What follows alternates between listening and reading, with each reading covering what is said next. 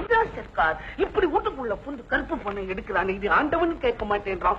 எதிர்கட்சிக்காரன் பார்லிமெண்ட்ல ஒருத்தனாவது அதை எடுத்து கேட்க மாட்டேன்றான். நாங்க யாரை நம்பி ஓட்டு போடுறது இனிமே? பப்பு, எதிர்கட்சினா நீங்க எதை சொல்றீங்க? இதே போடா மிட்டாள், என்ன வந்து கேட்கிற எதிர்கட்சின்னா என்னன்னு எனக்கு தெரியாதா?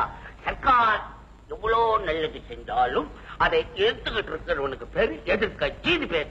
சார் நீங்க என்ன சொல்றீங்க? இப்ப சர்க்கார் சொல்றத எதிர்கட்சிக்காரங்க ஏன் எதுக்கலங்கிறீங்களா? நீ எல்லாத்தையும் எதுக்குறான், ஏன் இந்த கருப்பு பணத்துல எதுக்காம உட்காந்துக்கிட்டு இருக்கான்? அதாவது சர்க்கார் சொல்றத எதிர்கட்சிக்காரங்களும் ஒத்துக்கிறாங்கன்னு அர்த்தம்.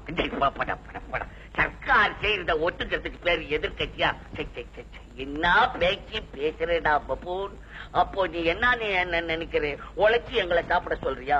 உழைச்சி சாப்பிட்டு எவனாவது உருப்பிட்டு இருக்கானா? அவன் ஏதாவது பணம் சேர்க்க முடியுமா? எங்களுக்கு பகவான் மண்டையில பெரிய மீளை கொடுத்திருக்கிறோம். அதை வச்சுக்கிட்டு நாங்க என்னென்னமோ டெலிகேஸ் பண்ணி சம்பாதிச்சு நிறைய எக்கச்சக்கமா வச்சிருக்கிறோம். அதை போய் கருப்பு பண்ணணும்னு பூந்து உள்ள வந்து பிடிக்கிறான்னு நியாயமா? அப்ப பணக்காரன் எதிர்காலம் என்ன ஆமா? அவன் கெஜி என்ன?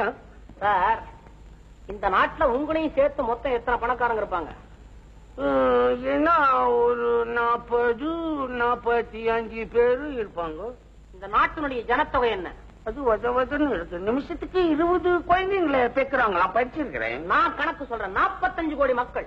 அத்தனை பேருக்கும் உடனடியா உணவு, வீடு, உடை கொடுத்தாகணுங்கிறத அரசாங்கத்துடைய நோக்கமே தவிர அதுக்கு எங்களை என்னடா செய்ய சொல்றேன்? அத்தனை பேருடைய பசிக்கும் பட்டினிக்கும் காரணமா இருக்கிற இந்த 40-45 பணக்காரர்களை காப்பாத்துறதுக்கு அல்ல சார்.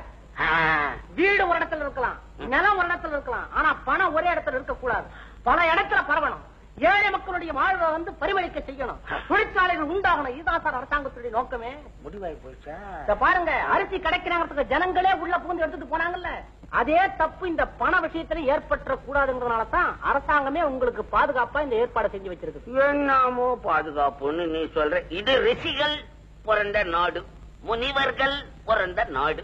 கருப்பு பணத்தை யாரும் தொடக்கூடாது, அதான் நான் சொல்லுவேன். ஏன் உங்க குரல் குறையுது? நம்ம கிட்ட ஏதாவது கருப்பு பணம் இருக்கா? ஆறா சைத்தான் எங்க கிட்ட இருக்கான்னு மெதுவா கேக்குறே. நாங்கள் ராஜாக்கள் பரம்பரை, எக்கச்சக்கமா சேர்த்து வச்சிருக்காங்க. அப்பேன் பாட்டேன் பூட்டனை போய் கேளுங்கடா. எங்களை ஏன்டா கேக்குறீங்க? பெரிய தொல்லையா இருக்கு உங்களோட. சரி, நான் இப்ப கேட்கல. பணக்காரன் இனிமே தூங்க முடியாது போல் இருக்கு.